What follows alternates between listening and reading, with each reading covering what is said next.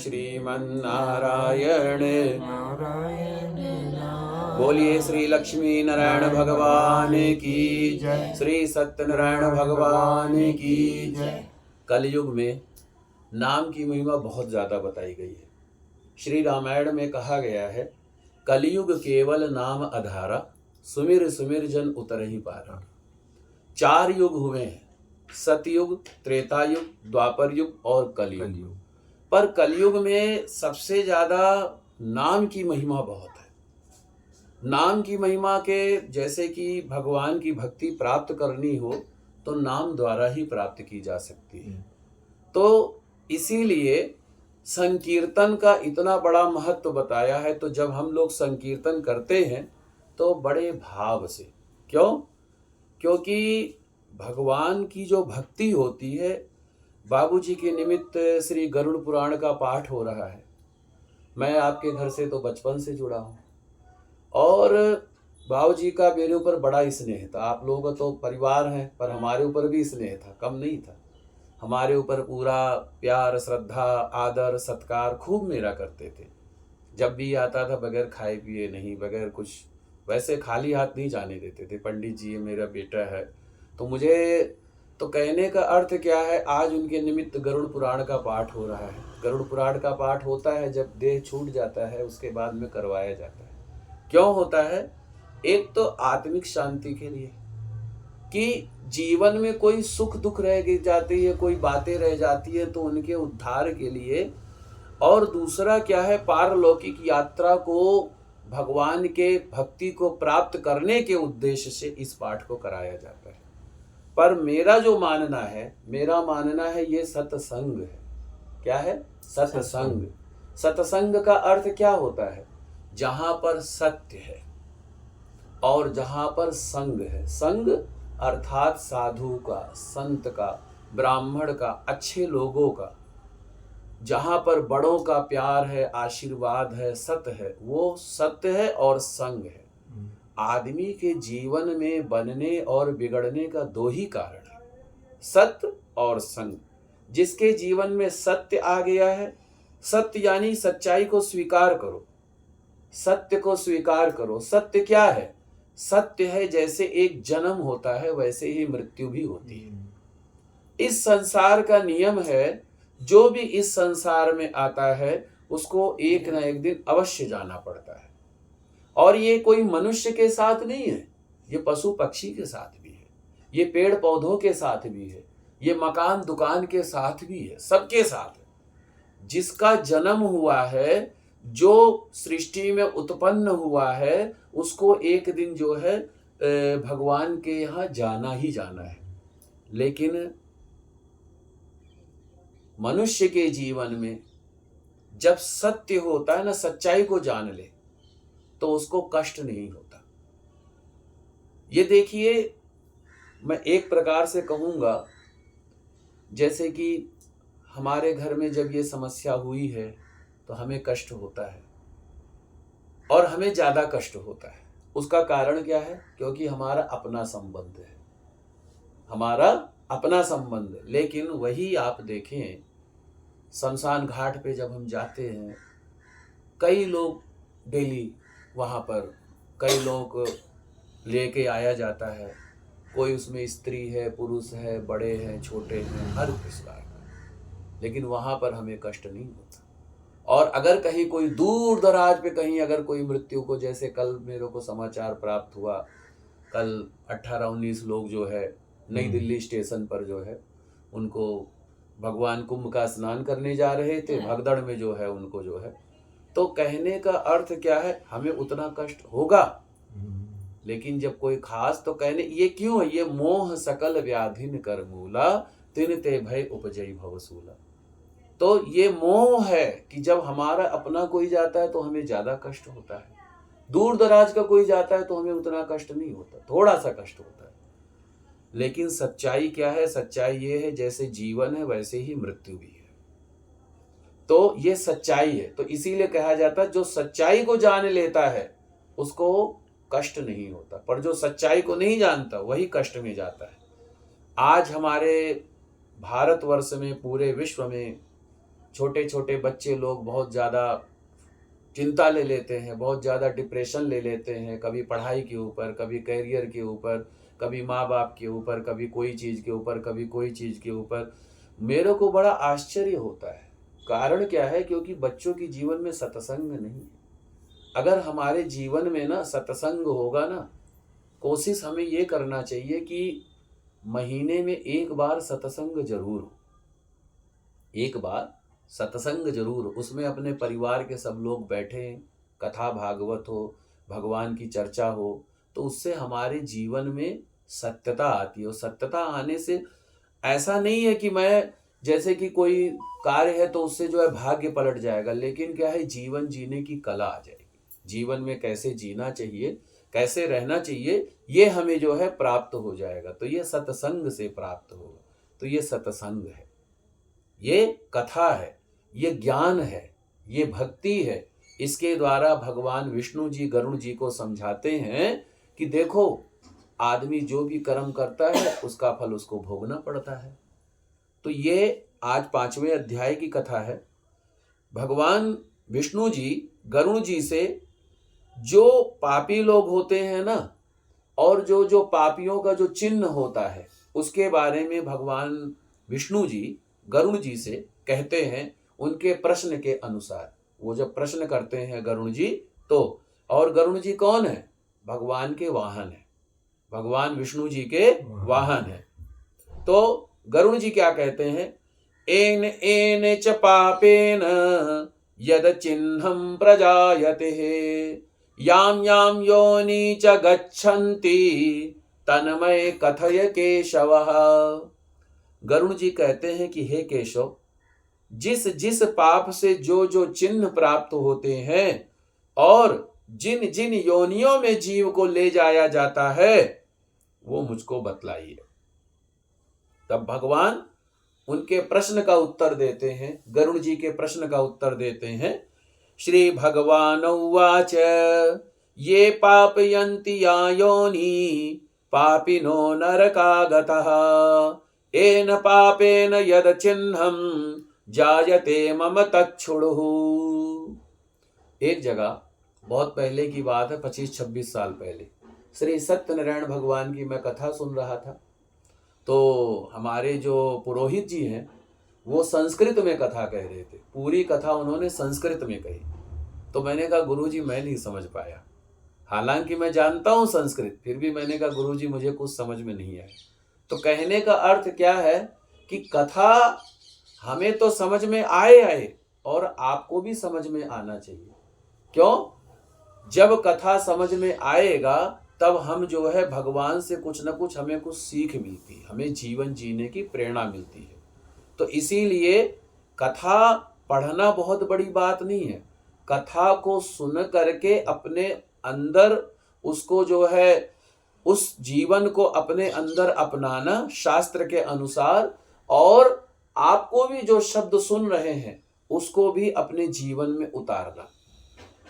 नहीं तो आप 100 साल सत्संग कथा करते रहो, मैं सुनाता रहूं आप सुनते रहो, या आप सुनाओ मैं सुनूं, लेकिन जब तक आप उसको अपने जीवन में नहीं उतारोगे, जीवन में नहीं धारण करोगे, तो जैसे कौवा काव काव करता है, कोई उसका अर्थ नहीं होता है, उसी हिसाब से आपको कुछ भी प्राप्ति नहीं होगा। तो कहने का अर्थ क्या है? जो भी कथा में होता है उसको हमें सुन करके हमें सावधान हो करके उसके नियम के अनुसार चलना चाहिए।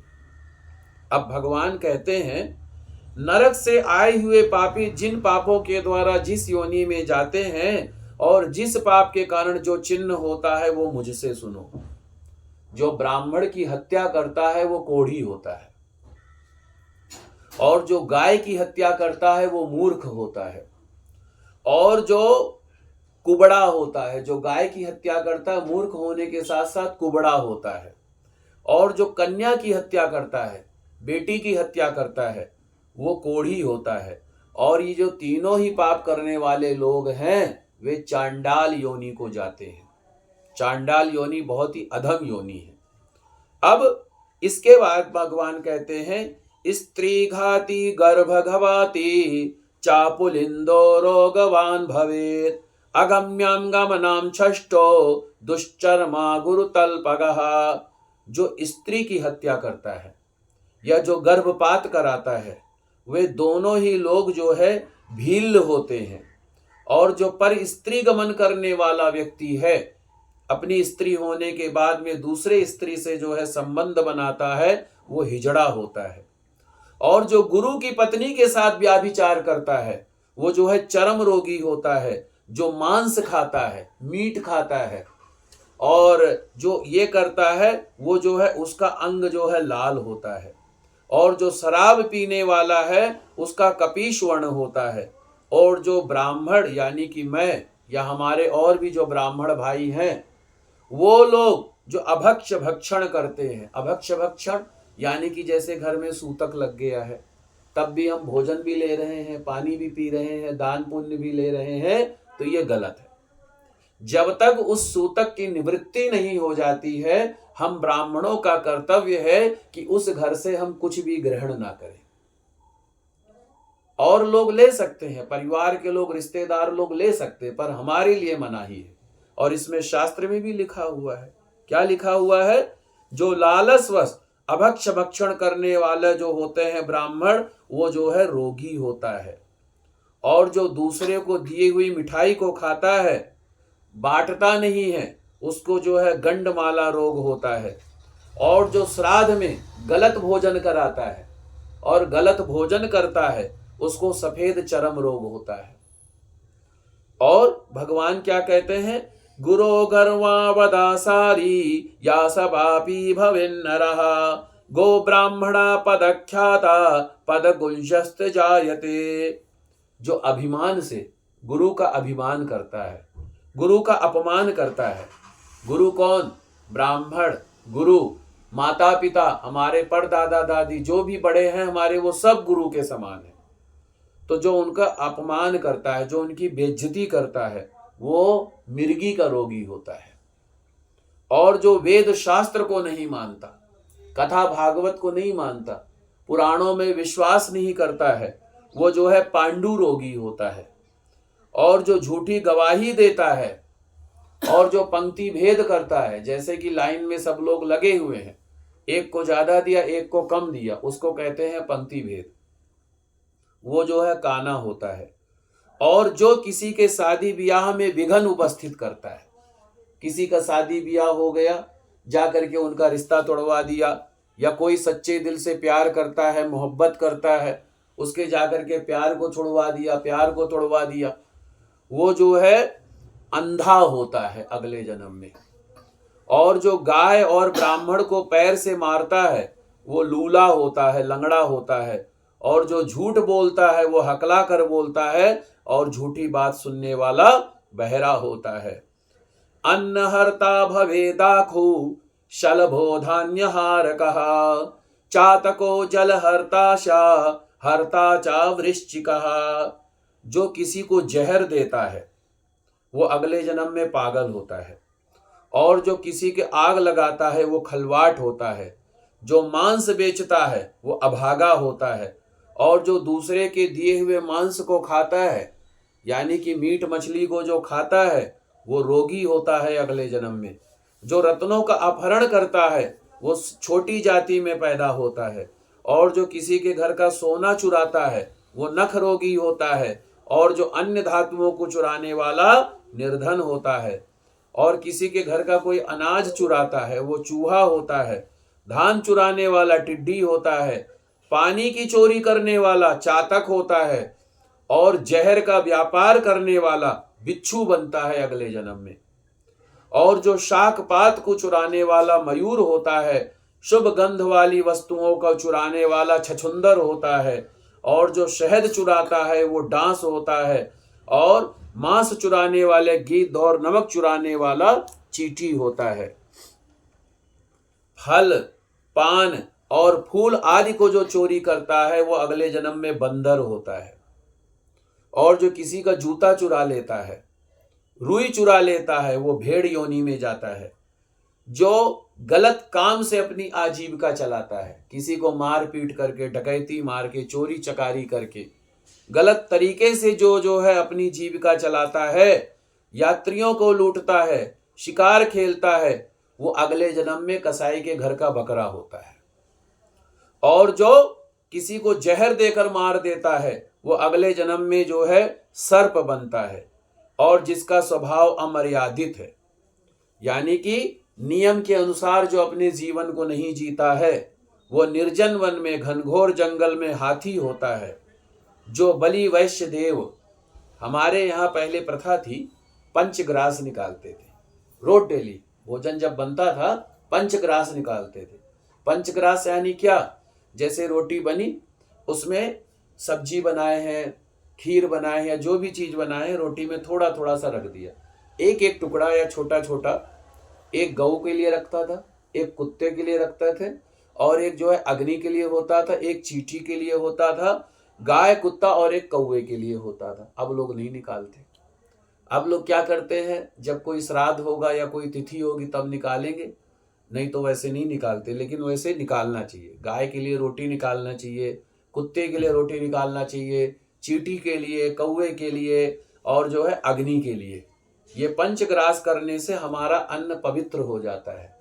अगर हम कोई अन्न गलत जगह से लाते हैं, गलत जगह अर्थात मैं अपने ऊपर लेता हूँ, हम किसी के यहाँ से दान ले लिए, अब दान हमने ले लिया और हमने स्वयं उसका भक्षण कर लिया, तो जो अनाज का दोष होता है ना, वो हमें बहुत बुरा लगता है। ब्राह्मण की भी कर्तव्य बताएंगे भगवान आगे जाके। ब्राह्मण का क्या कर्म है, पंडित जी का, हम लोगों का कर्म है दान लेना, दान देना। आपसे हमने दान लिया तो हम जो है दान हमको भी देना चाहिए। यज्ञ करना, यज्ञ कराना, आपके यहाँ हम पूजा पाठ करते हैं, हमको भी अपने घर में पूजा पाठ करना चाहिए, कराना चाहिए। वेद पढ़ना, वेद पढ़ाना, हमने अपने गुरु जी से ज्योतिष सीखा, कथा भागवत सीखा, पूजा पाठ सीखा। अगर कोई बच्चा हमसे सीखना चाहता है तो हम उसको सिखा सकते हैं। ये ब्राह्मण का कर्तव्य होता है। और जो अपने कर्तव्य का पालन नहीं करता तो समस्या होती है। और उसके बाद में जो ब्राह्मण, क्षत्रिय, वैश्य, ये 4 प्रकार की जातियां बताई गई हैं। वैसे तो मेरे हिसाब से जाति कुछ है ही नहीं, लेकिन एक धर्म के हिसाब से जो जाति बतलाई गई है, कर्म के हिसाब से भी। तो ये जो 4 प्रकार की जातियां हैं, तो इसमें क्या है कि जो भोजन बगैर परीक्षण किए जो खा लेता है, जैसे खाना आ गया, कुछ भी आ गया, खा लिए, देखना चाहिए कि हमारे लिए योग्य है कि नहीं है, कोई गलत अपवित्र वस्तु ना पड़ी हो, कोई ऐसी वैसी चीज ना पड़ी हो, इसका जरूर ध्यान रखना चाहिए, तब खाना खाना चाहिए। और जो ऐसा कर ले तो जो मिल गया खा लो, आने दो, तो वो अगले जन्म में बाघ होता है, अगले जन्म में वो बाघ होता है। और जो पंडित गायत्री माता का स्मरण नहीं करता, हम ब्राह्मणों को त्रिकाल संध्या बतलाया गया है वेदों में, एक सुबह, एक दोपहर और एक शाम को। तो गायत्री माता हमारी इष्ट देवी है। हम पंडितों को जो ताकत मिलती है, दूसरों के लिए हम जो आशीर्वाद देते हैं, जो हम सबके कल्याण की कामना से हम लोग यज्ञ कर्म कराते हैं, तो हमें बल मिलता है गायत्री माता से। हमारी जो इष्ट देवी है माता गायत्री है। तो जो भी ब्राह्मण गायत्री माता का स्मरण नहीं करता, संध्या नहीं करता, जिसका अंदर का मन बहुत ही खराब है, और जो बाहर से साधु की तरीके से लगता है, ऊपर से तो बहुत साधु बनता है, अंदर से जो है बड़ा पाप बसा हुआ है, ऐसा ब्राह्मण अगले जन्म में बगुला होता है। गुरु कृत्यम तो कृत्यम विप्रम निसज्जत्वादतः अरण्ये निर्जले देशे जायते ब्रह्म राक्षसा। जिनको यज्ञ नहीं करना चाहिए, उनके यहाँ जो यज्ञ कराता है वो ब्राह्मण सुअर होता है। मतलब इसमें भी नियम बतलाया गया है कि किसके यहाँ पूजा करना है, किसके यहाँ नहीं करना है। पहले टाइम पे लोग पवित्रता का बहुत ध्यान रखते थे, अब तो जो मिल जाए सो सब ठीक है।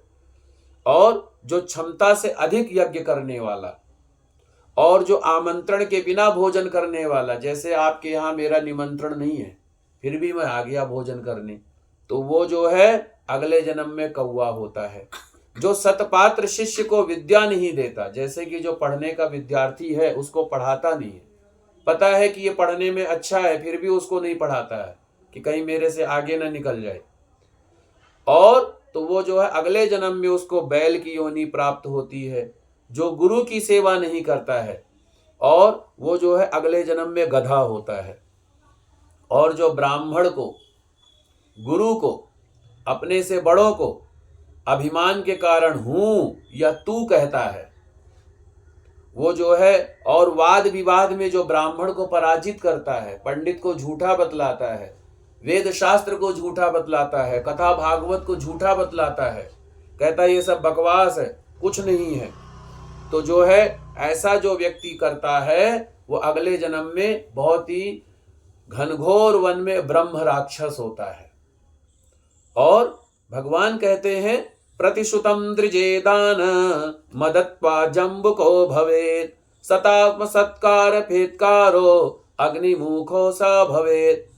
जो प्रतिज्ञा करके ब्राह्मण को दान नहीं देता है, जिसने कह दिया कि पंडित जी हमारा काम बन जाएगा, हम आपकी ये सेवा करेंगे, फिर वो भूल जाता है, नहीं करता है, वो अगले जन्म में सियार होता है। और जो सत्पुरुषों का अनादर करने वाला व्यक्ति है, जो अच्छे लोग हैं उनका अपमान करता है, वो अग्निमुख सियार होता है। जो दोस्त के साथ गद्दारी करता है, दोस्त के साथ विश्वासघात करता है, वो अगले जन्म में बहुत ही कहीं घनघोर पर्वत पे गीध बनता है। और जो व्यापार में धोखा देता है, किसी को व्यापार में झूठ बोलता है, वो जो है अगले जन्म में उल्लू होता है।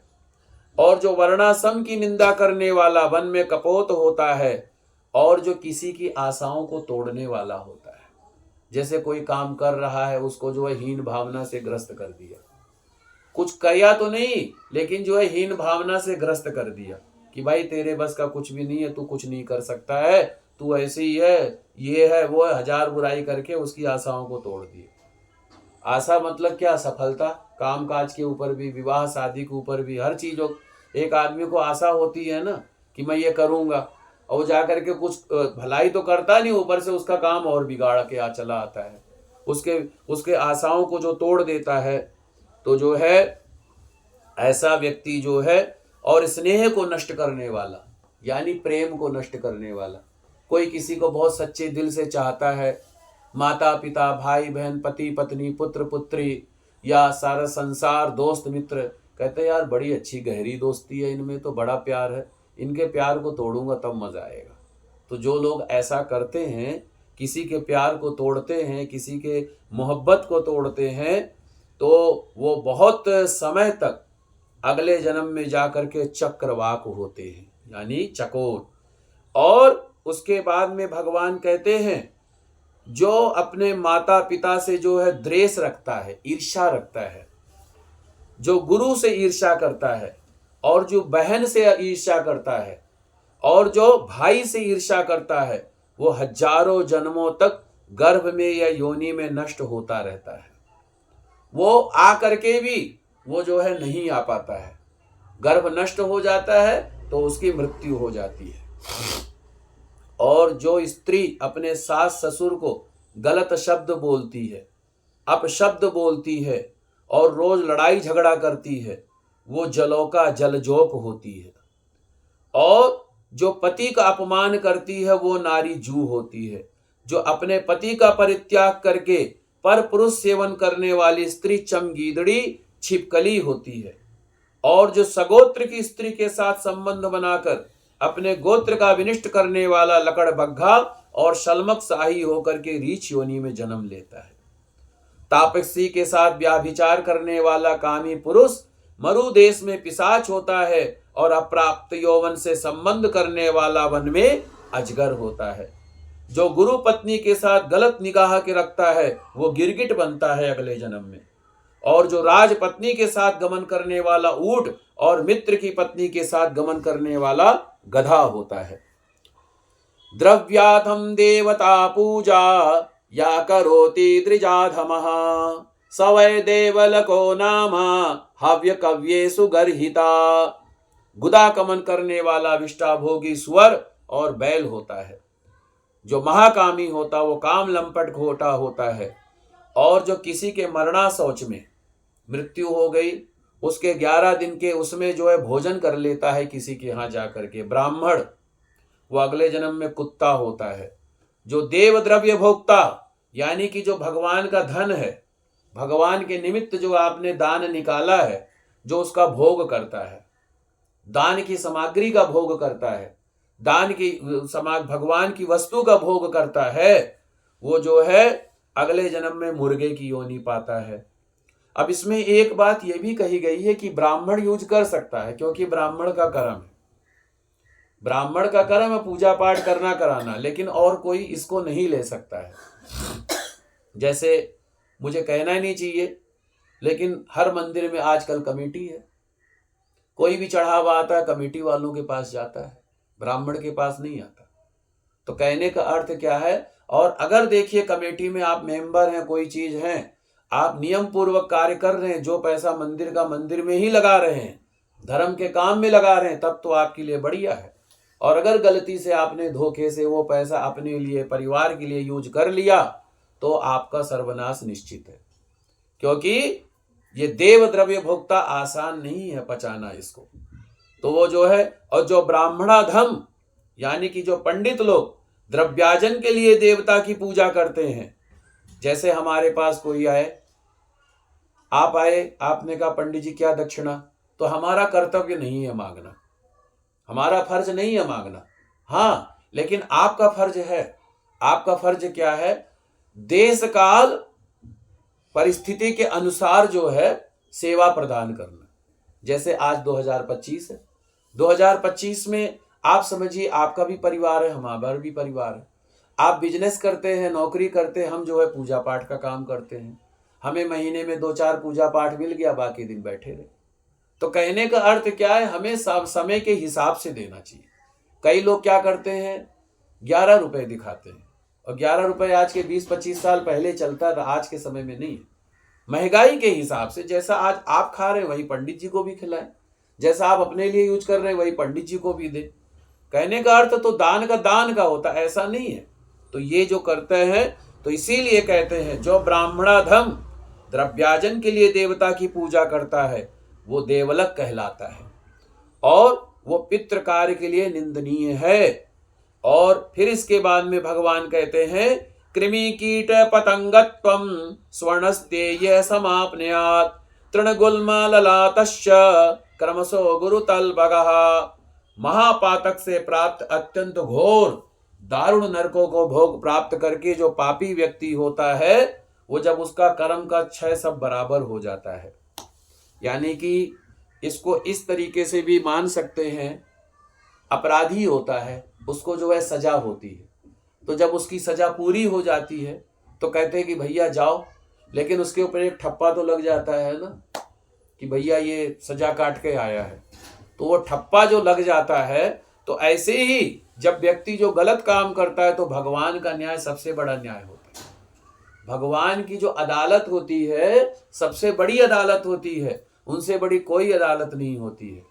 एक भजन में कहा गया है ना, मेरे दाता के दरबार में सब लोगों का खाता, मेरे दाता के, आप लोग भी गाएं, में सब लोगों का खाता, मेरे दाता के दरबार में सब लोगों का खाता। जो कोई जैसी करनी करता वैसा ही फल पाता, जो कोई जैसी करनी करता वैसा ही फल पाता, मेरे दाता के दरबार में सब लोगों का खाता, मेरे दाता के दरबार में सब लोगों का खाता। तो भगवान के यहाँ सभी लोगों का खाता है, जो जैसा कर्म करता है उसको उसी हिसाब से कर्म जो का फल प्राप्त होता है।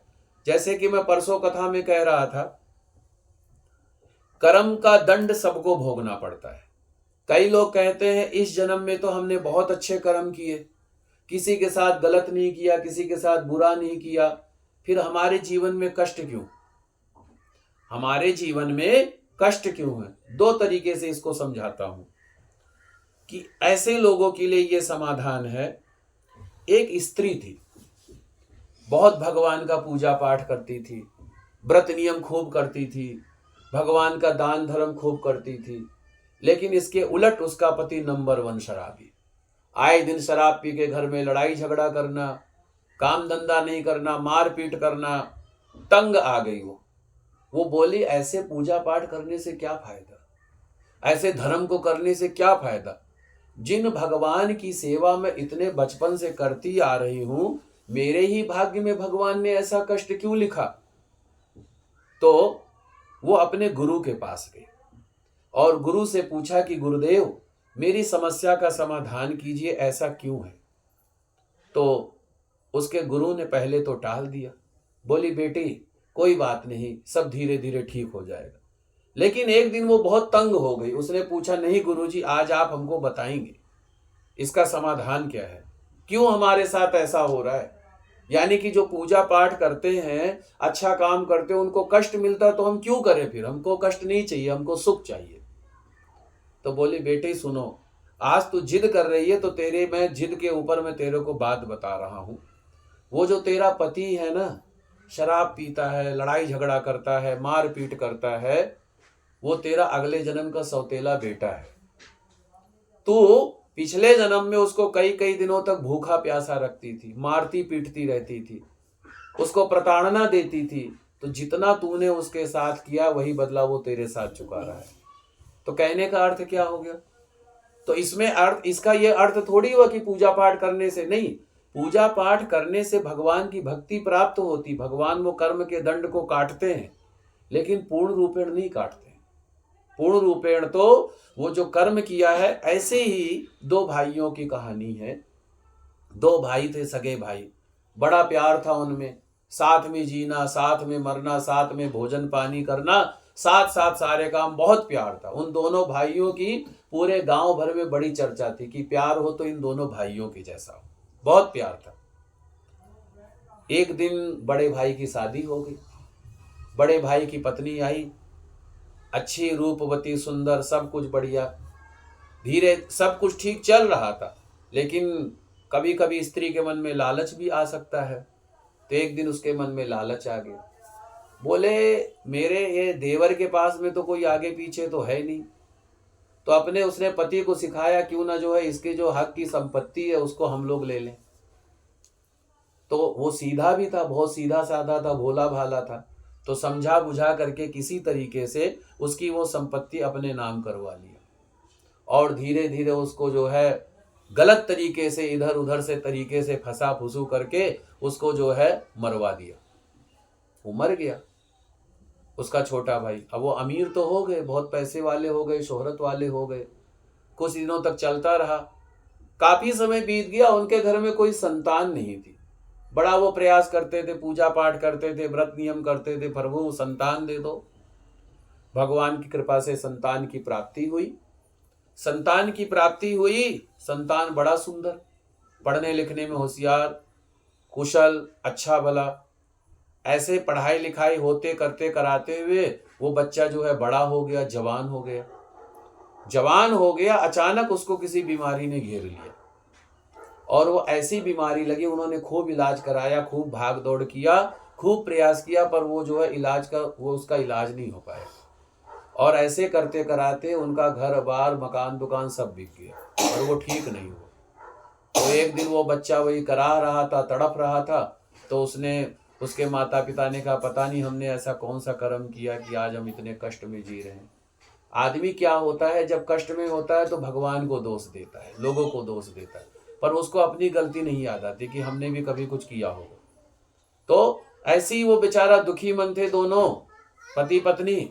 तो उसके बच्चे ने कहा कि भैया, तड़पते हुए बोले भैया, बोले तू तो मेरा बेटा है, बोले आप सही से सोच लो, देखो कहीं से। तो बोले मैं आपका बेटा नहीं हूं, मैं आपका छोटा भाई हूं जो आपका बेटा बन के आया हूं, और जो मेरे हक की संपत्ति थी ना, जो मेरा सब कुछ था वो मैंने ले लिया है, अब मैं जा रहा हूं। ये कह के उसने आंखें बंद कर चला, प्राण छूट गए। तो कहने का अर्थ क्या है, कर्म का दंड सबको भोगना है, चाहे हम भी कोई गलत काम करते हैं, हमें भी भोगना है। लेकिन मैं एक बात फिर कहूंगा, कर्म के दंड से छुटकारा कौन पा सकता है। जन्म जन्मांतरों के कष्टों से, पारिवारिक झमेलों से, सांसारिक बंधनों से इन सांसारिक प्रपंचों से कैसे छुटकारा पाया जा सकता है? जैसे विभीषण जी ने प्रभु श्री राम जी की शरण ग्रहण की थी। कैसे की थी भाई साहब? श्रवण सुजस सुनि आयहु प्रभु भंजन भववीर, त्राहि त्राहि आरति हरन सरन सुखद रघुवीर। प्रभु श्री राम जी की शरण ग्रहण कर ली। भगवान श्री कृष्ण अर्जुन से गीता में क्या कहते हैं सबसे आखिर में? हे अर्जुन, तू अपना पाप पुण्य सुख दुख हानि लाभ सब कुछ मुझे सौंप दे, सब कुछ मुझे मेरे अर्पण कर दे, मैं तुझे हर चीज से मुक्त कर दूंगा, हर चीज से तुझको मैं जो है मुक्त कर दूंगा। लेकिन आदमी कभी ऐसा नहीं करता है। आदमी सब कुछ तो करता है पर भगवान को कभी अपने आप को अर्पण नहीं करता है। अब एक अर्पण करने के ऊपर मैं एक सच्ची घटना सुना रहा हूं। ये मेरी घटना है, किसी दूसरे की नहीं है, ये मेरी घटना है, स्वयं की घटना है। अर्पण के ऊपर कि भगवान को जब अर्पण करोगे तो क्या होगा। मैं अयोध्या जी से हूं, जैसे पता ही आपको, श्री राम जन्मभूमि के साथ ही मेरा घर है, आधा किलोमीटर, जैसे आपके यहाँ से डबल टंकी, बस इतनी दूरी पर। तो वहीं पर श्री राम की पैड़ी है जहाँ पर योगी जी दीपोत्सव का पर्व करवाते हैं, कई लाख दिए जाते हैं। उसी नदी में मेरी उम्र थी 7-8 साल का रहा हूँ, स्नान करने गया। बलराम जी थे और भी सारे लड़के थे, स्नान गया। अब मेरे को बड़ा चाव था, सीढ़ी पर जो है काई जमी हुई थी, सारे लड़के एक तरफ, मैं अकेला एक तरफ। मैं जो है नहाने गया, यहाँ तक पानी आया, मैंने कहा थोड़ा और जाए।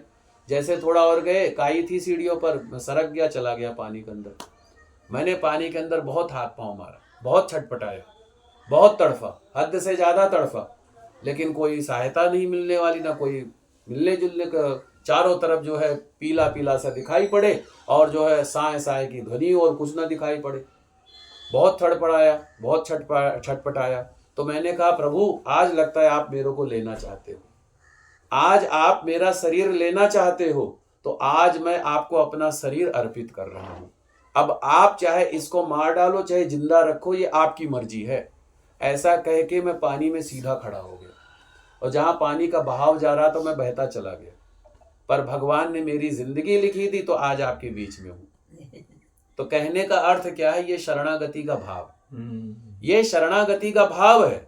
एक घटना और है, अभी इसी ब्लॉक की जहां मैं रहता हूं, 2 साल पहले की बात है। 3 महीने तक मुझे 1 रुपए का काम नहीं मिला, किराए पर हूं, अपना मकान नहीं है, तो काम नहीं मिला। तो मैंने कहा अब क्या होगा। तो मैंने मंदिर में गया और मैंने प्रभु से प्रार्थना किया। मैंने कहा प्रभु, अगर आप इस धरती पर मुझे रखना चाहते हो, इस जगह, तो आप रखो, भगाना चाहो भगा दो, मुझे कोई पता नहीं, मैं आपकी शरण में आ गया हूं। भगवान कृपा से मुझे किसी का फोन आया, बोले पंडित जी हवन करा दो। हवन कराने गया, उन्होंने वो दक्षिणा दी जो मैं सपने में भी नहीं सोच सकता। फ्लैट में रहते थे, गरीब आदमी, फ्लैट में 21,000 रुपये दक्षिणा, 5-6 हजार रुपये और। जो आदमी 2100-5100 देने में कतराता है, तो भगवान की जब कृपा होती है ना। लेकिन ये मैं इसलिए नहीं कह रहा हूं, अपनी बड़ाई कह रहा हूं, ये मैं इसलिए कह रहा हूं, जब मन में ये भाव आएगा ना, शरणागति का भाव आएगा। आप कभी अपने आप से ये सोचिएगा, आपकी जीवन में जो भी सुख दुख है, जो भी कष्ट है, जो भी परेशानी है, सीधे अपने आप को भगवान को अर्पण कर देना, भगवान को अपने आप को न्यौछावर कर देना। और यकीन से कहता हूं, गारंटी से कहता हूं, आपका मन बड़ा हल्का हो जाएगा, आपका शरीर बड़ा हल्का हो जाएगा। एक फूल जैसे उठाते हैं, उस फूल के जैसे आपको लगेगा कि इतना हल्कापन सा लगेगा। दिमाग बिल्कुल साफ हो जाएगा, बिल्कुल साफ, जैसे होता है ना कीचड़ बहुत सारा, चारों तरफ गंदगी, बिल्कुल साफ गंगा मैया जैसा पवित्र आपका दिमाग हो जाएगा। लेकिन इसके लिए आपको अर्पण करना पड़ेगा। तो कहने का अर्थ क्या है? भगवान बार बार कहते हैं, अगर आप अपने आप को अर्पण कर दोगे, भगवान में भेद बुद्धि मत लगाओ, भगवान में जो है तर्क वितर्क मत करो, भगवान में ये चीजें मत करो। प्रभु तो प्रभु है, ईश्वर तो ईश्वर है। हम, मेरी जो पहचान है 20-30 सालों से है, और जब तक भगवान ने जिंदगी दिया तब तक रहेगा। जिस दिन मैं भी चला जाऊंगा, 1-2 साल लोग याद करेंगे, किशन पंडित जी हुआ करते थे, कथा भागवत करते थे, पूजा पाठ करते थे, बस वहीं तक। उसके बाद में धीरे धीरे, तो इसीलिए, पर प्रभु का नाम अमर है, प्रभु का नाम सर्वस्व है, प्रभु का नाम सर्वज्ञ है, प्रभु का नाम हर जगह है, हर युग में है। इसीलिए जो भगवान की शरणागति को पकड़ता है, भगवान की शरण में जाता है, उसका जीवन कल्याण मुक्त रहता है। आवश्यक ये नहीं है कि हमको प्रभु ने सब कुछ दिया है तो हम बड़े सुखी हैं। आवश्यक तो ये है जो भी दिया है उसमें हम सुखी हैं, जो भी दिया है उसमें हमारा मन खुश रहे। और आजकल हमारे भारतवर्ष में जितनी भी प्रकार की घटनाएं होती हैं, जितने भी प्रकार की लड़ाई झगड़े होते हैं, जितने भी प्रकार के मार काट होती है, ये सब बुद्धि के कारण है। बुद्धि, सबके सर्वनाश बुद्धि में घुसा हुआ। किसी को दिमाग नहीं है कि कैसे जिंदगी जीना चाहिए, कैसे नहीं जीना चाहिए। तो ये चीजें आएंगी भगवान की कथा से, भगवान के सत्संग से। तो कहते हैं जो महापातक होता है वो अत्यंत घोर दारुण नरकों को प्राप्त करके कर्म के क्षय होने पर इस मृत्यु लोक में जन्म लेता है। और कहने का अर्थ क्या है, भगवान की शरणागति हो गई, भगवान ने सब कुछ माफ कर दिया, कोई वो हिसाब नहीं है। लेकिन अगर कर्म का है तो कर्म का दंड सबको भोगना है। जो ब्राह्मण की हत्या करता है वो जो है गधा बनता है अगले जन्म में, और जो है महिषी की योनि, भैंस की योनि प्राप्त करता है। जो शराब पीता है वो अगले जन्म में भेड़िया बनता है, सियार की योनि में जाता है। सोना चुराने वाला बिच्छू बनता है और पतंग की योनि प्राप्त करता है। पर स्त्री का हरण करने वाला, किसी के धरोहर को हरण करने वाला, किसी ने विश्वास पूर्वक आपको सोना दिया, जमीन दिया कि देखभाल कर लेना, बाद में दिमाग में आ गया कि भैया हड़प लो, तो जो लोग ऐसा करते हैं। और जो ब्राह्मण के धन का हरण करने वाला है, ब्राह्मण का धन कौन, देव द्रव्य ब्राह्मण का होता है, जो दान होता है वो ब्राह्मण का होता है, जो उसको ले लेता है किसी तरीके से, वो जो है अगले जन्म में ब्रह्म राक्षस होता है। और उसके बाद में भगवान कहते हैं ब्रह्मस्तम प्रणयादिक्तम दहत्या सप्तमं कुलम बलात्कारेण चौर्येण दहत्या चंद्र तारकम।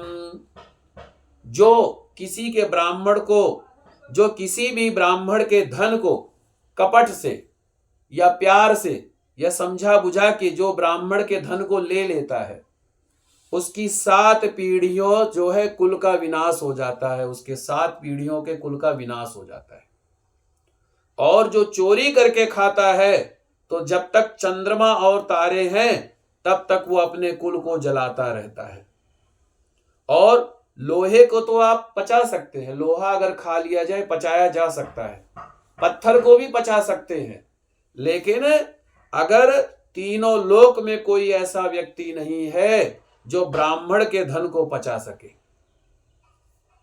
इसीलिए दान का, देवता का, ब्राह्मण के जो है वो कभी भी उसको जो है नहीं ग्रहण करना चाहिए। हमारा भाव होना चाहिए ये देने का। हाँ, कभी ऐसी स्थिति हो जाती है तो एक मित्रता में, एक पारिवारिक उसमें ले, लेकिन जब व्यवस्था हो तो दे दे, ऐसा किया जा सकता है। और भगवान कहते हैं ब्राह्मण के धन से पोषित की गई सेना और वाहन युद्ध काल में बालू से बने सेतु के समान नष्ट भ्रष्ट हो जाते हैं। जो ब्राह्मण के धन से अपने आप को पोषण करता है, उसकी जो सेना है, यानी कि नौकर चाकर कहेंगे आज के समय में, गाड़ी मोटर है, तो जैसे बालू से कोई पुल बनता है ना, ढह जाता है, उसी तरीके से उसका सब कुछ खत्म हो जाता है। देव द्रव्य का उपभोग करने से अथवा ब्रह्मस्त्र का हरण करने या ब्राह्मण का अतिक्रमण करने से कुल पतित हो जाते हैं। और इसके बाद में स्वामाश्रितम परित्यज्यम वेद शास्त्र परायणम अनेभ्यो दीयते दानम कथते यमतिक्रमः। अपने आश्रित वेद शास्त्र ब्राह्मण को छोड़कर अन्य ब्राह्मण को दान देना ब्राह्मण का अतिक्रमण कहलाया जाता है। आपके घर का जो पंडित है या आपके यहाँ से जिसको आशा रहती है ब्राह्मण साधु संत को, उनको छोड़ करके आप चले जाते हो दूर कहीं जा करके दान करते हो तो उनको पाप लगता है। कहने का अर्थ क्या है कि पहले अपने जो आसपास के जिसके आपके ब्राह्मण जो आते हैं पहले उनकी सेवा, वेद वेदांग के ज्ञान से रहित ब्राह्मण को छोड़ना अतिक्रमण नहीं कहलाता है, क्योंकि जलती हुई आग को छोड़कर भस्म में आहुति नहीं दी जाती। हे ताक्ष, ब्राह्मण का अतिक्रमण करने वाला व्यक्ति नरकों को भोग करके अगले जन्म में जन्मांध होता है, दलिद्र होता है। वो कभी देने वाला नहीं होता, हर वक्त लेने वाला ही रहता है। स्वदत्तम परदादत्तम वायो हरिश्च वसुंधराम छठ वर्षी सहस्त्राणी विष्ठायम जायते कृमिः। अपने द्वारा दी गई अथवा दूसरे द्वारा दी गई पृथ्वी को जो छीन लेता है वो 60,000 वर्षों तक विष्ठा का कीड़ा होता है, गंदगी का कीड़ा होता है।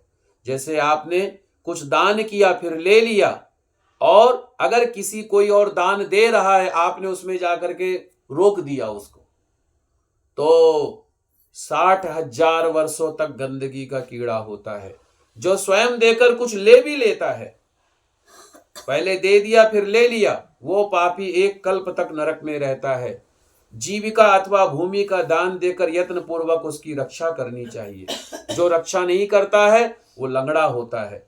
जो ब्राह्मण को आजीविका देने वाला व्यक्ति, यानी जो ब्राह्मण को रोजगार देता है, वो 1 लाख गौ के दान का फल प्राप्त करता है। जैसे 1 लाख गाय आप दान करें और अपने किसी ब्राह्मण को आप रोजगार दे दें तो 1 लाख गौ दान का फल प्राप्त करेंगे। और जो ब्राह्मण की वृत्ति का हरण करने वाला है, यानी कि कोई ब्राह्मण किसी के यहाँ पूजा पाठ कर रहा है, उसका जाके छुड़वा दिया, पूजा पाठ खत्म करवा दिया। और जैसे कोई कहीं लगा हुआ है, अपना कार्य कर रहा है, उसको जो है हटवा दिया, वो अगले जन्म में बंदर होता है। हे खगेश्वर, प्राणियों को अपने कर्म के अनुसार लोक में हर तरीके की योनियां प्राप्त होती हैं। इस प्रकार गलत काम करने वाले जीव को नारकी यातनाओं को भोग करके अपशिष्ट पापों को भोगने के लिए, यानी कि जो पाप कर्म बचे रहते हैं उसमें भगवान योनियों में भेजते हैं। इसके बाद हजारों जन्मों तक पशु पक्षी का शरीर प्राप्त करके वे बोझा ढोने आदि कार्यों से दुख प्राप्त करते हैं। फिर पक्षी बन करके वर्षा शीत घाम से दुखी होते हैं। इसके बाद अंत में जब पाप और पुण्य बराबर हो जाते हैं तब मनुष्य की योनि मिलती है। स्त्री पुरुष के संबंध से वो गर्भ में उत्पन्न होकर के गर्भ से लेकर मृत्यु तक दुख प्राप्त करके फिर मर जाता है। इस प्रकार सभी प्राणियों का जन्म और विनाश होता है। ये जन्म मरण का चक्र चारों प्रकार की सृष्टि में चलता रहता है। और जो भगवान कहते हैं जो मेरी माया है, मेरी माया से घंटी यंत्र की भांति ऊपर नीचे की योनियों में भ्रमण करता रहता है। कर्म पास से बंधे रहकर कभी वे नरक में और कभी भूमि पर जन्म लेते हैं। अदत्तम दानश्च भवे दरिद्रो दरिद्र भावश्य करोति पापम पाप प्रभावान नरके प्रयाति पुनः दरिद्रा पुनरेव पापी ही। कहते हैं जो व्यक्ति दान नहीं करता वो दरिद्र होता है। और जब आदमी गरीब होता है, दरिद्र होता है, फिर क्या करता है? पाप करता है, गलत काम करता है। और जब पाप करता है तो फिर उसके पाप के प्रभाव से नरक में जाता है। और जब नरक से लौट कर आता है पुनः दरिद्र और पुनः पापी हो जाता है। भगवान कहते हैं सबको दान देना चाहिए। दान देने का अर्थ क्या है? आज मैं आपको दान देने का तरीका बताता हूं। देखिए, अगर हमारे को भगवान ने धन दिया है, धन का दान करो। धन नहीं दिया है, विद्या दिया है, विद्या का दान करो। विद्या भी नहीं दिया है, भगवान ने लंबा चौड़ा बनाया, खूब बलिष्ठ बनाया, श्रम दान करो। श्रम दान, कहीं भी कोई शुभ कर्म हो रहे वहां मेहनत कर दो जा करके। श्रम दान भी नहीं कर सकते हो तो फिर जा करके कम से कम वहां पर जो है क्या कहते हैं, लोगों को जो है थोड़ा आशाओं को बढ़ा दो कि हाँ भाई जो काम कर रहे हैं अच्छा कर रहे हैं। वो भी नहीं कर सकते हैं तो अपने विचारों का दान कर दो। विचारों का अर्थात मन ही मन वहां पर अपना भगवान की सेवा कर दो। लेकिन कुछ ना कुछ देना चाहिए। अब हम लोग क्या दे सकते हैं? हम पंडित लोग दूसरे को सत्कर्म दे सकते हैं, दूसरे को जीने का मार्ग बतला सकते हैं, दूसरे को जो है रास्ता दिखला सकते हैं, दूसरे का कल्याण कर सकते हैं। कैसे? कथा भागवत के द्वारा, पूजा पाठ के द्वारा। कई लोग हमें कहते हैं पंडित लोग भगवान की पूजा पाठ करते हैं, इससे क्या है? हम तो नौकरी करते हैं, हमारी बधी नौकरी है, 50,000 है, लाख रुपया है, बिजनेस करते हैं, पंडित जी का क्या? लेकिन मैं तो कहता हूं कि प्रभु जो होता है सब अच्छे के लिए करता है। क्यों? हम किसकी पूजा करते हैं? भगवान की। और भगवान कौन है? पूरे विश्व का देवता है, विश्वंभर है। और आदमी की पहचान उसके मालिक से होती है, मेरा मालिक महान। तो हमें क्या समय कष्ट है? तो मेरा मालिक कौन है? ईश्वर है। तो जब ईश्वर हमारा मालिक होता है तो हमें किसी प्रकार की कोई परेशानी नहीं होती है। तो हम ईश्वर के नौकर हैं, तो हम भी दान कर रहे हैं, हम भी लोगों को रास्ता दिखा रहे हैं। लेकिन दान जरूर करो, जो भी भगवान ने दिया है प्रयास करो यूं रहे, यूं ना होने पाए। और अगर ये प्रयास रहेगा ना जीवन में, भगवान खूब देगा, कहीं ना कहीं से रास्ता बना देगा, कहीं ना कहीं से प्रयास कर देगा। लेकिन प्रयास करो। और दूसरी बात, क्यों देना चाहिए? कहा गया है, दान दिए धन ना घटे, घटे न सरिता तीर, पाप से लक्ष्मी कह गई, कह गए दास कबीर। दान देने से धन नहीं घटता। जैसे कुएं का पानी, पानी जितना निकालोगे उतना जो है पानी पीने के योग्य रहेगा, और नहीं पियोगे तो ऐसे ही। अब ये जो है दक्षिणा है, ये पैसा रुकता नहीं है, कहाँ से आया कहाँ है और कहाँ जाएगा। ये जाएगा, हर पल जाएगा। अब इसको अगर आप यूं मुट्ठी बंद करके रोकना भी चाहो तब भी नहीं रोक सकते हो। क्यों? क्योंकि इसका नाम है चंचला। क्या नाम है? चंचला। ये रुकती नहीं है। अब इसका सदुपयोग कैसे करना है? हमें इसका सदुपयोग कैसे करना है? हमें क्या करना है? या तो दान धर्म में खर्चा करो, पूजा पाठ कथा भागवत में करो। अगर आपका मन नहीं लगता इन सब चीजों में, अपने ऊपर खर्चा करो, अपने ऊपर भोग करो। भोग का अर्थ अपने जो खाने पीने के मन हो, घूमने टहलने वो करो। अगर आपको दान देना भी अच्छा नहीं लगता, अपने ऊपर भी खर्चना नहीं अच्छा लगता, तो इसका नाश कराने के लिए तैयार हो। नाश कैसे होगा? बीमारी में जाएगा, लाखों रुपया पानी की तरीके से बह जाएगा, या कहीं ना कहीं कोर्ट केस में गलत कामों में जाएगा। कहीं केस में फंस गए, कहीं इधर उधर में फंस गए, गया पैसा जो जोड़ के रखे थे सब गया। इसका अर्थ ये नहीं है, अपने लिए भी, परिवार के लिए भी, आगे के भविष्य के लिए, लेकिन दान धर्म की प्रवृत्ति जीवन में जरूर होनी चाहिए। जो भी भगवान ने दिया है इससे हमारा कल्याण हो जाता है। बोलिए श्री लक्ष्मी नारायण भगवान की, श्रीमन नारायण नारायण भजमन नारायण नारायण नारायण, लक्ष्मी नारायण नारायण सत्य नारायण नारायण नारायण, श्रीमन नारायण नारायण भजमन नारायण नारायण। बोलिए श्री लक्ष्मी नारायण भगवान की। भगवान अब जो है, जो पापी मनुष्य होता है, जो पुण्यात्मा मनुष्य होता है, जब गर्भ में आता है उसके बारे में भगवान कहते हैं। गरुण जी पूछते हैं भगवान विष्णु जी से, कथमुत्पद्यते मातु जठरे नरकागतः, गर्भ दुःखादि युधिवंते तन्मय कथय केशवः। गरुण जी ने कहा कि हे भगवान एक बात बताइए, जो नरक से आया हुआ जीव है वो मां के गर्भ में कैसे आता है, और वो गर्भवास आदि के दुख में जिस प्रकार जो भोग भोगता है वो सब मुझे बतलाइए। तो विष्णुरुवाच स्त्री पुंसोत प्रसंगेन निरुद्धे शुक्र शोणिते, यथाहं जायते मत्त अस्ततावच्छाहं तव। भगवान विष्णु ने कहा, स्त्री और पुरुष के संयोग से मनुष्य की उत्पत्ति होती है, उसके बारे में मैं तुम्हें कहूंगा। ऋतुकाल के आरंभ में 3 दिनों तक इंद्र की लगी ब्रह्म हत्या चतुर्थांश रजस्वला स्त्रियों में रहता है। उस ऋतु काल के मध्य में किए गए गर्भाधान के फल स्वरूप पापियों का आगमन होता है, और उसके बाद में रजस्वला स्त्री प्रथम दिन चांडालिनी होती है, दूसरे दिन ब्रह्मघातनी होती है, तीसरे दिन रज की धोबिन कहलाई जाती है। उनमें स्पर्श दोष रहता है।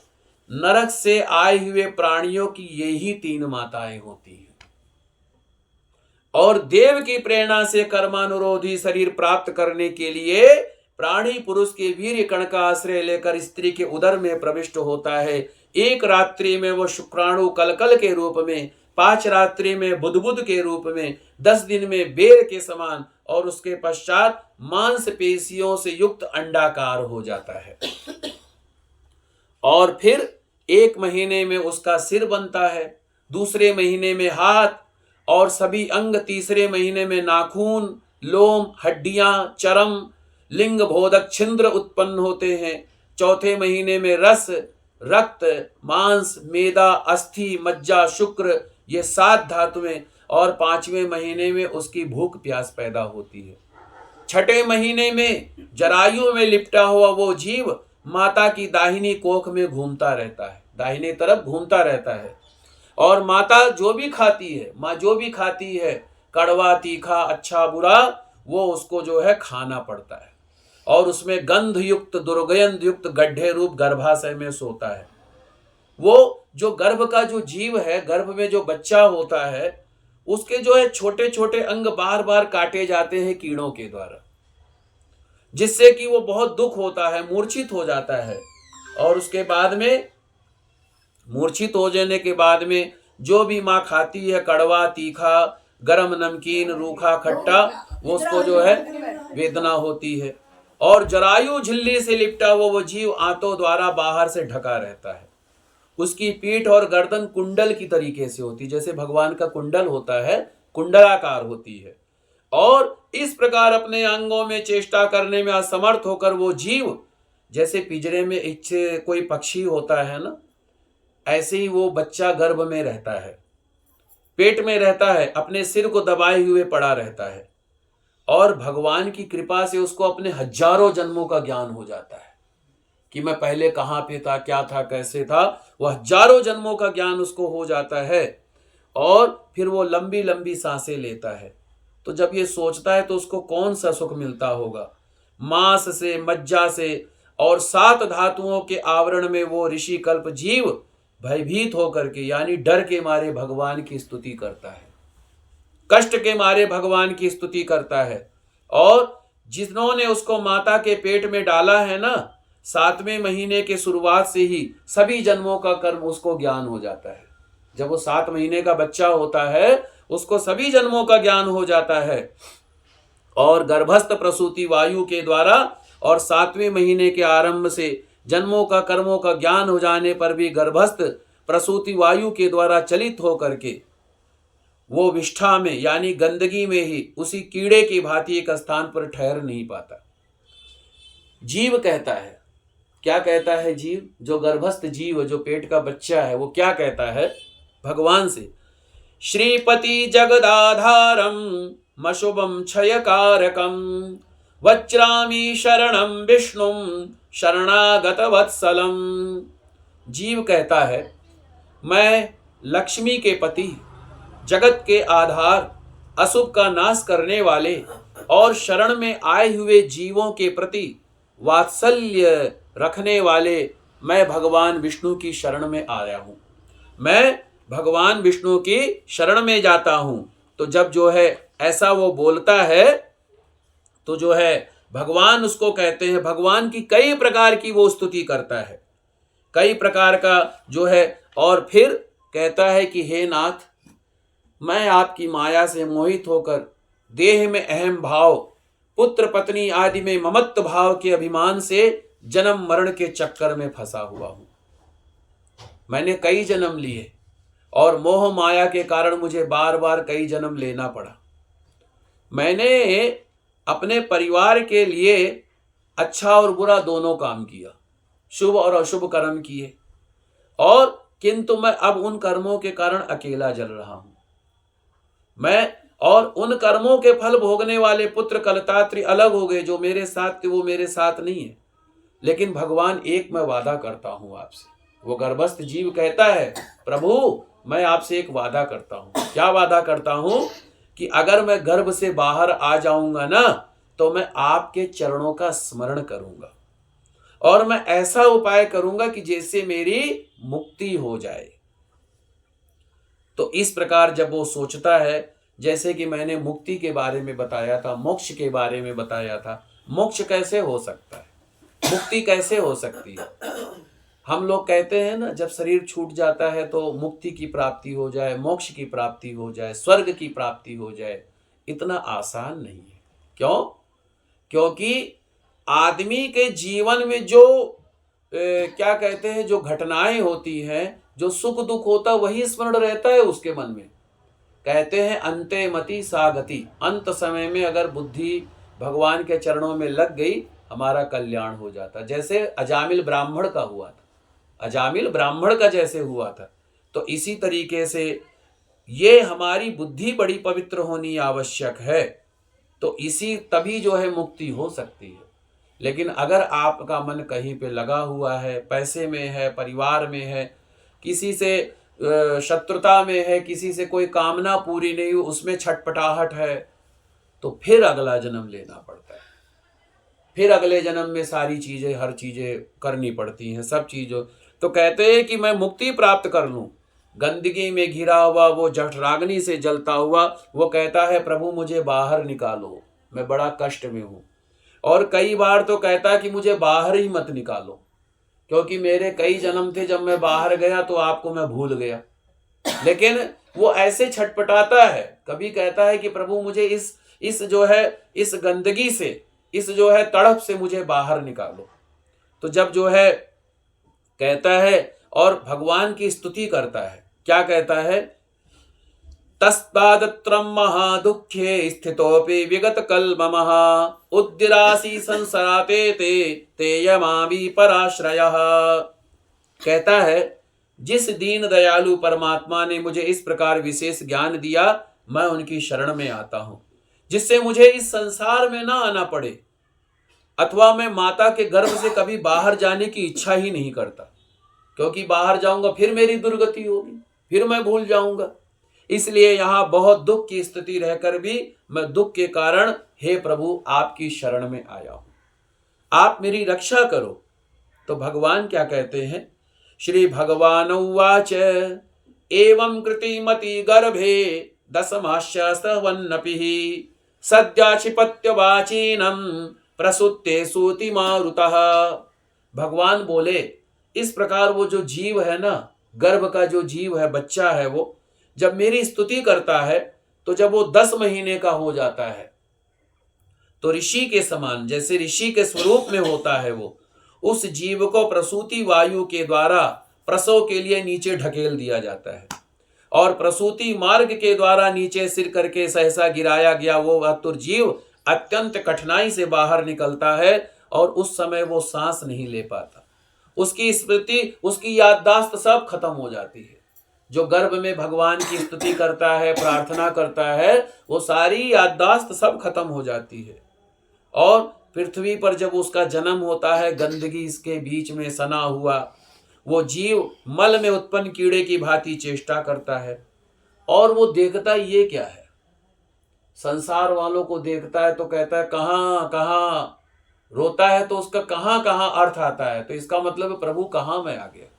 उसी समय कोई कहता है मेरा बेटा आ गया, कोई कहता मेरा भाई आ गया, मेरी बहन आ गई, मेरा चाचा आ गया, मेरा ताऊ आ गया, मेरे मामा आ गए, मेरे यार, पर उसको कुछ पता ही नहीं मैं कौन हूं। अब वो छटपटाता है कि ये मैं कहाँ आ गया हूं, किस जगह आ गया हूं।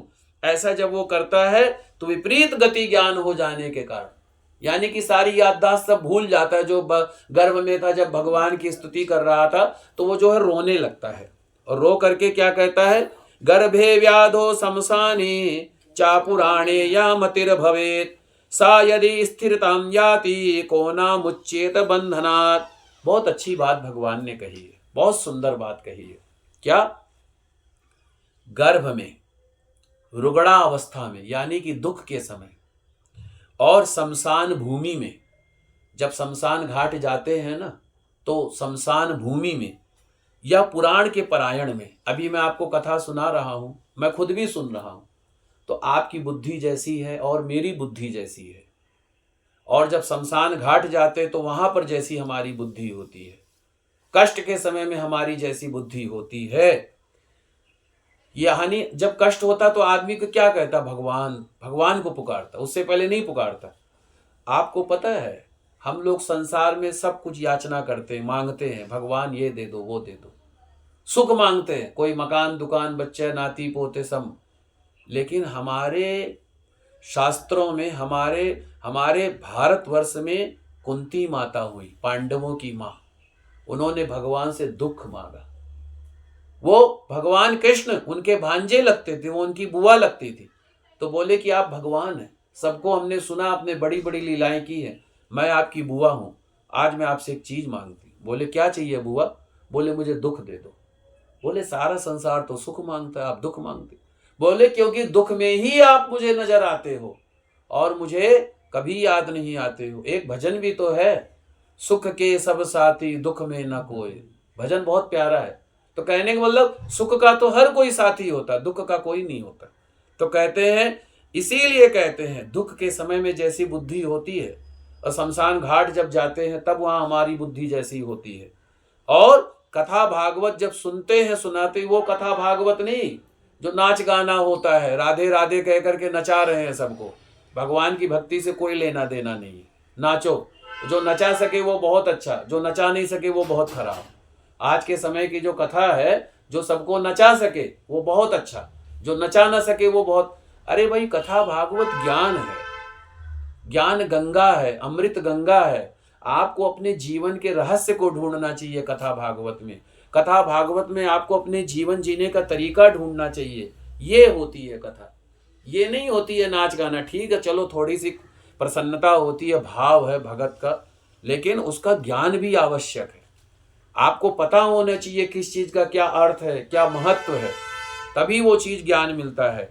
तो भगवान कहते हैं अगर उस समय उसकी बुद्धि स्थिर हो जाए, अभी मैं आपको 1 घंटा हो गया कथा सुनाते हुए, 10 मिनट और सुना रहा हूँ, बस 10 मिनट और सुना रहा हूँ जी। हाँ, तो कहने का अर्थ क्या, 10 मिनट और, अभी आपको 1 घंटा लमसम हो गया। अब आपकी बुद्धि जैसी है, जैसे ही आप इस घर से कदम बाहर रखोगे बुद्धि चेंज। मैं भी जैसे बाहर कदम रखूंगा मेरी बुद्धि भी चेंज।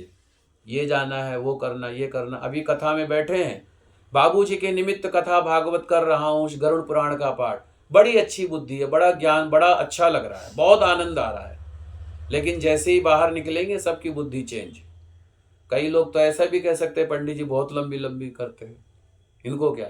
लेकिन कहने का मतलब क्या है, आपने जैसे कहा कि पंडित जी आप कथा अच्छी, मैं नहीं करता हूँ। एक्चुअली क्या, हमने जहाँ पे अपना मन लगाया वो मन दिख जाता है। मैं क्या करने वाला हूँ। अगर आप भगवान में मन लगाएंगे, भक्ति में मन लगाएंगे तो आपका मन भी दिखेगा। आप अगर कुछ भी मंत्र नहीं आता, कुछ भी स्तुति नहीं आती है, तब भी मन का भाव दिख जाता है। तो कहते हैं जाकी रही भावना जैसी, प्रभु मूरत देखी तिन तैसी।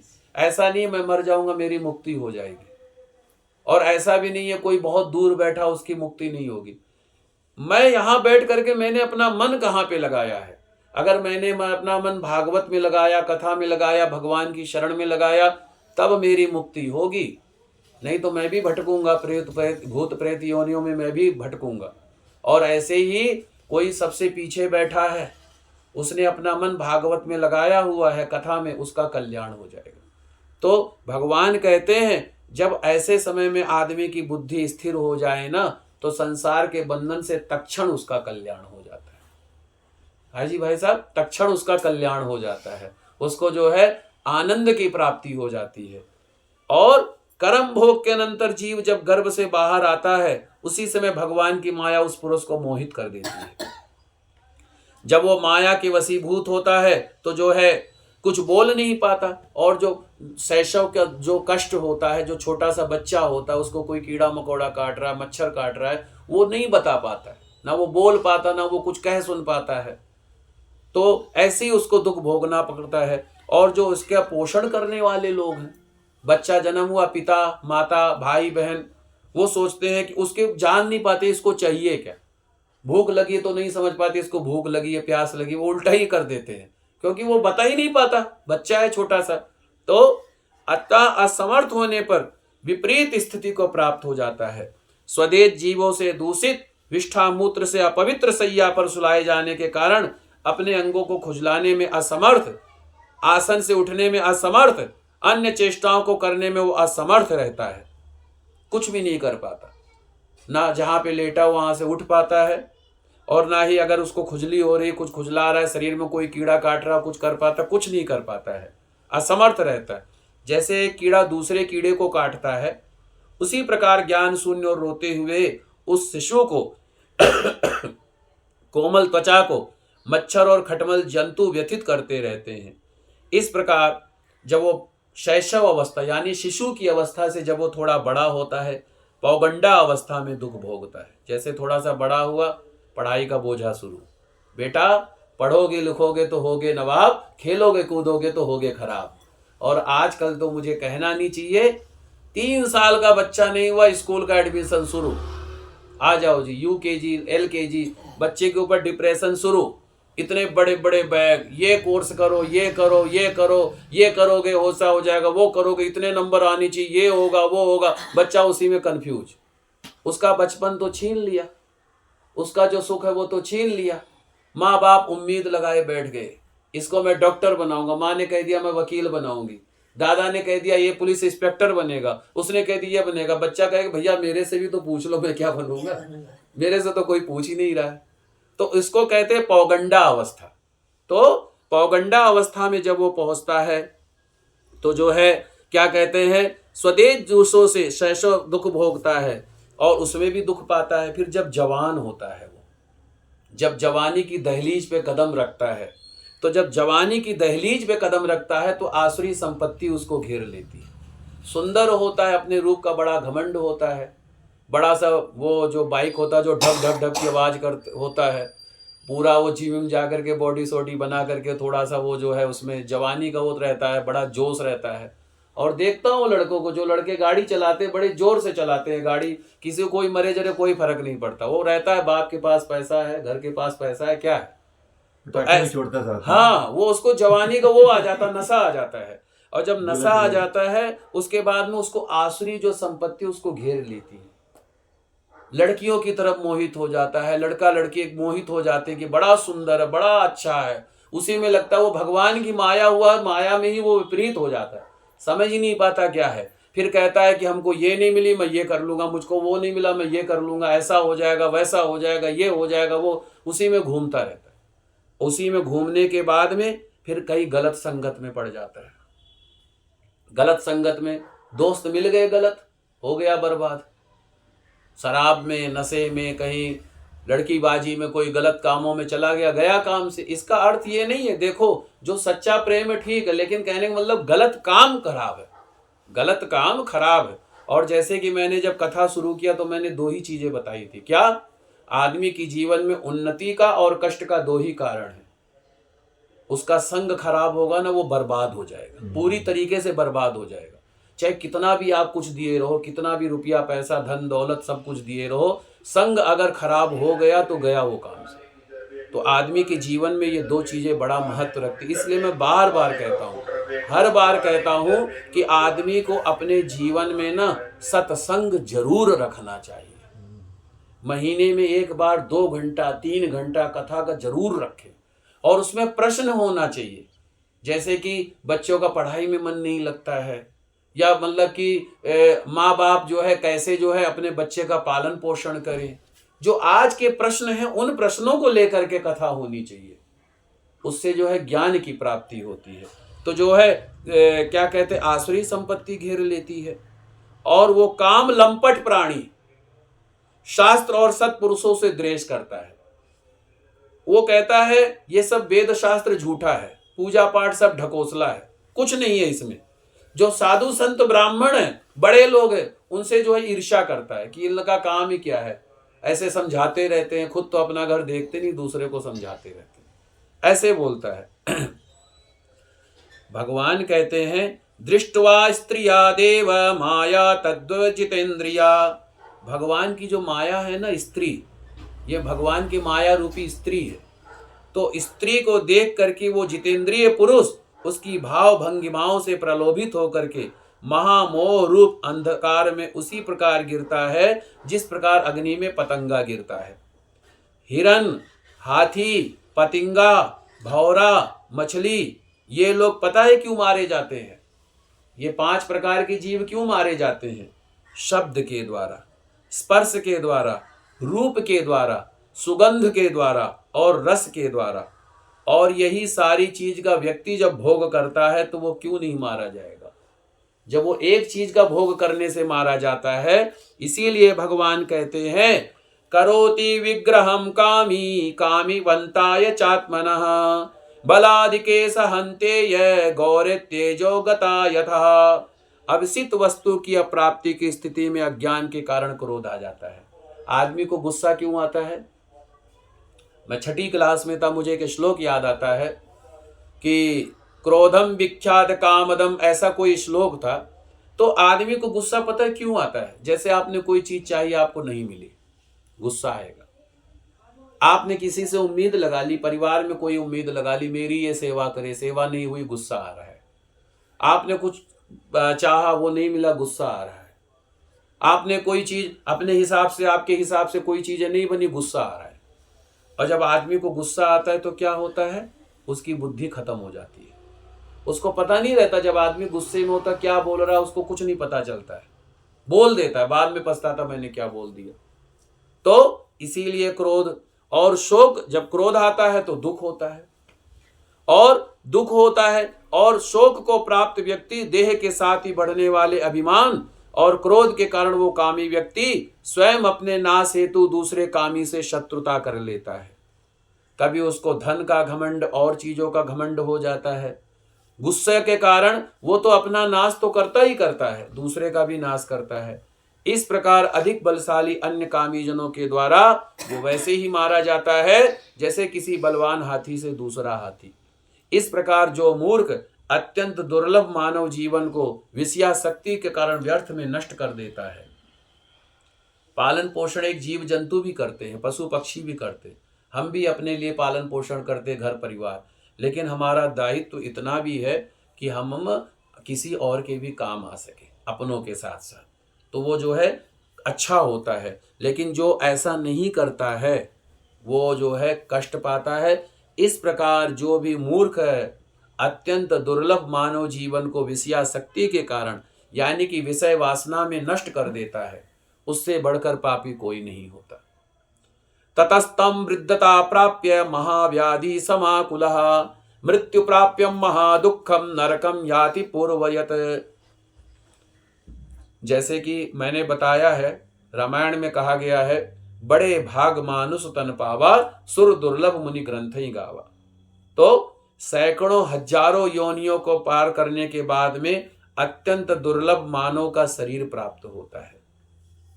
और मानव का शरीर प्राप्त होने पर भी ब्राह्मण का शरीर अगर मिल जाए तो बड़ा भाग्यशाली है। और अति दुर्लभ धृजत्व को प्राप्त करके जो व्यक्ति धृजत्व की रक्षा के लिए धर्म कर्मानुष्ठान नहीं करता है, केवल इंद्रियों की तृप्ति में ही प्रयत्नशील रहता है, उसके हाथ में आया हुआ अमृत स्वरूप वो अवसर उसके प्रमाद से नष्ट हो जाता है।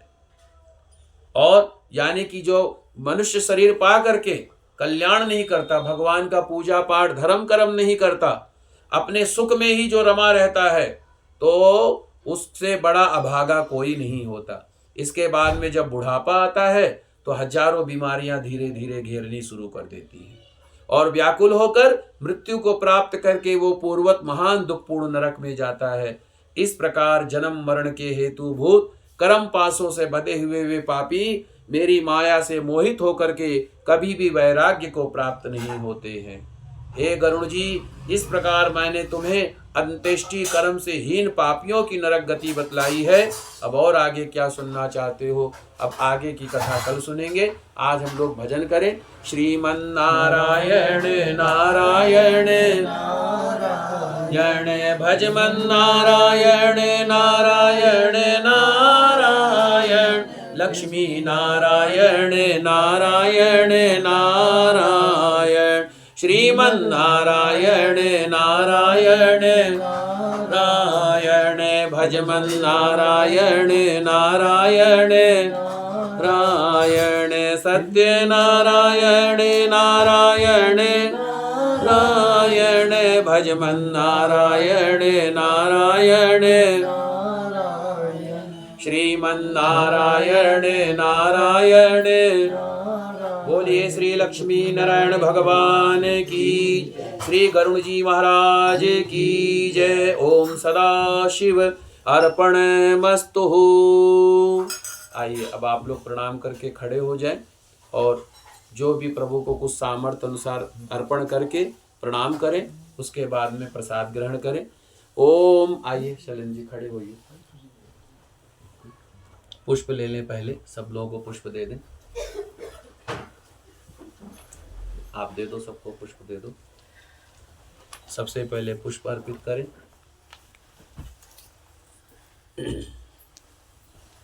थोड़ा सा ये बाबूजी के पास में ये गरुड़ पुराण पे अर्पित करें। ओम सदाशिव अर्पणमस्तु हरिः ओम महा त्वदीयं वस्तु गोविंदं तुभ्यमेव समर्पयेत् गृहाण सुमुखो भूत्वा प्रसीद परमेश्वरः। ओम सदाशिव अर्पणमस्तु हरिः ओम महा। ओम सहस्र श्रीरेखा पुरुषः सहस्राक्षा सहस्रपातः सभूमि